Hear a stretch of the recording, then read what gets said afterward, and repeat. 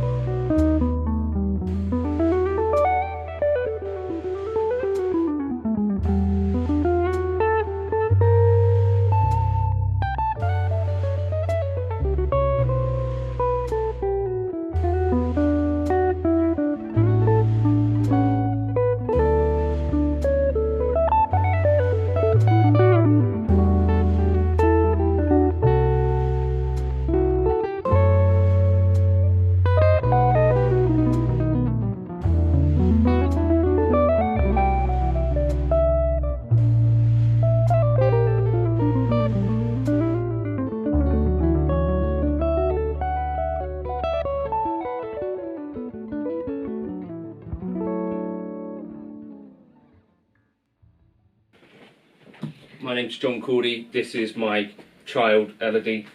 The day after my birthday, we got matching things for my birthday because obviously she's a big fan of Lost. Aren't you?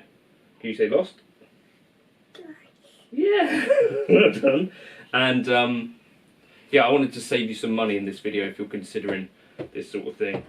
But yeah, this is a video about jazz and jazz guitars. So you think of jazz guitars? Oh, yeah. Right. So I guess if you're watching this, and if you're maybe seen my stuff before, you might know that I'm sort of like a jazz adjacent player, really.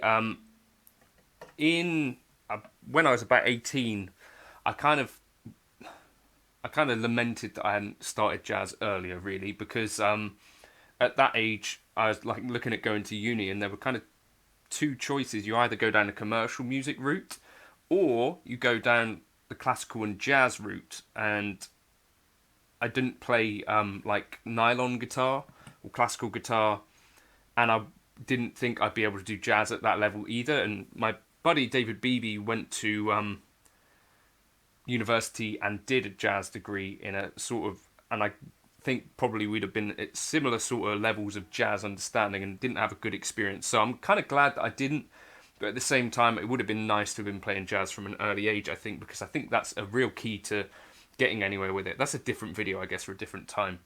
That light's just gone off. But yeah, so what I was thinking is, since my buddy Keith from 5 Watt World used to play a standard gig on a Parker Fly, I thought I'd try that. So I was kind of going between these two guitars, playing I Fall in Love Too Easily.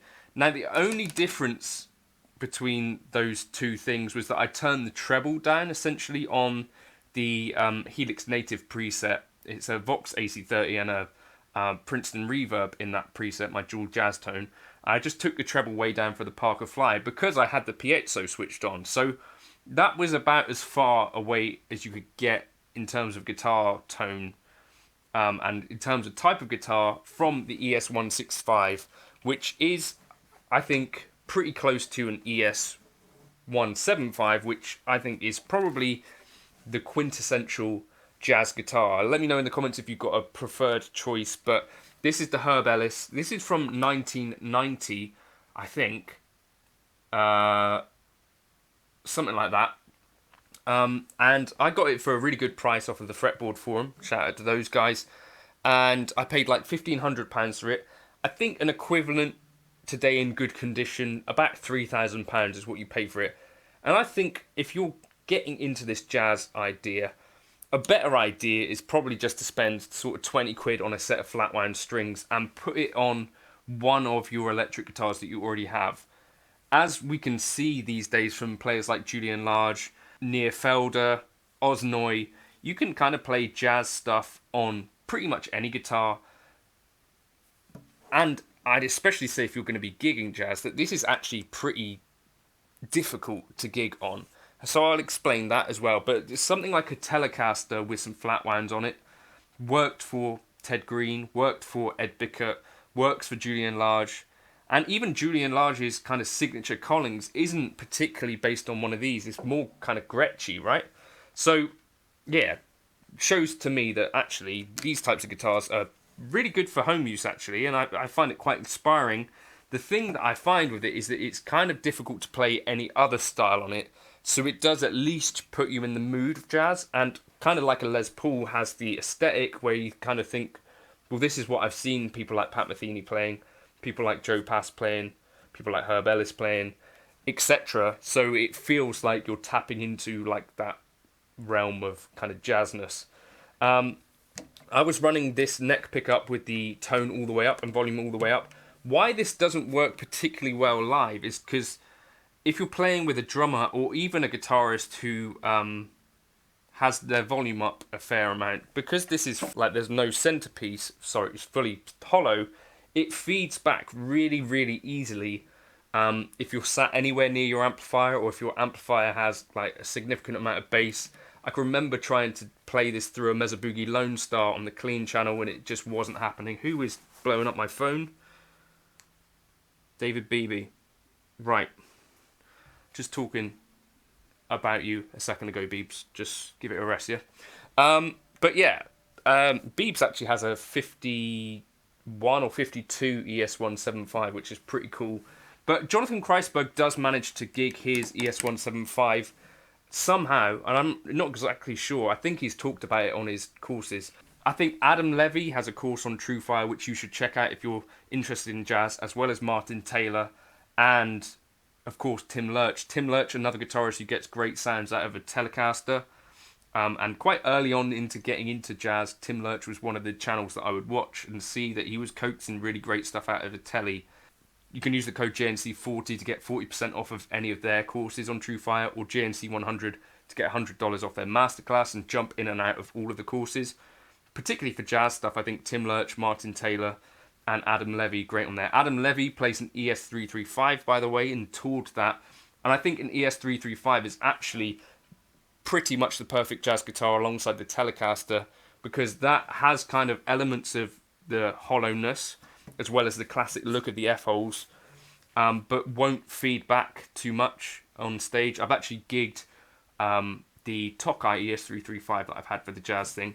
But what I found is, yeah, even in like a gypsy jazz type setting, the other guitarists that I would play with would be playing kind of rhythm through a Fender sort of blues deluxe style, and it'd be really hard for me to get my amps up to be able to compete with his volume and not have feedback. And so essentially, although I love this guitar, I've never really been able to gig it, and I guess in any case the point is that jazz gigs these days are quite poorly paid for me anyway, given that I'm not in any demand. So I've got about £1,500 to £3,000 worth of guitar, which I can't actually take out on any of the gigs that I've since been turning down anyway. So great for home use and quite inspiring, but just putting some flat wound strings on a Telecaster, a Strat, or an ES335 would be the route that I would go down. Or whatever guitar you already got that you're interested in playing jazz on, I would experiment. This is what I first did with my Music Man Sub 1. I put some flat wounds on it when I was getting into Pat Metheny and stuff, and it kind of gets you quite a lot of the way there. It basically stops you from bending too much, kind of slows down your vibrato, and yeah, basically takes you out of the normal mentality of playing, like bluesy guitar stuff. So I think that would be my recommendation. If you're thinking about getting into jazz, just get a set of flat wounds. I think you can get Rotor Sound top tapes, which are flat wounds, which are quite cheap. You can get Tomastic, which are pretty good, or you can get D'Addario Chromes, which are pretty good too. And the Tomastics and D'Addarios are more expensive, but I think actually really good strings that last quite a while. So let me know your thoughts. Is there like a preferred jazz guitar tone for you? Is it the ES175? Have you managed to use one live and get away with it? I'd love to know your thoughts and strategies for that. If you've got them, please share them with folks down below. But for me, I never really even got to play this thing live much because it just fed back too easily. Catch you in another video soon. Cheers. Oh, I Fall in Love Too Easily. I've got the tab for it up on Patreon if you search for that, and the backing track. So, yeah. Cheers. Oh, and essentially what I'm saying is you basically will sound like you, wherever your jazz level is at, playing on whatever guitar, you can kind of play jazz convincingly on any guitar is what I've kind of decided. And I can't play it convincingly on any guitar, so that's why it sounds like it does on both a Parker Fly and a Herb Ellis signature. Cheers.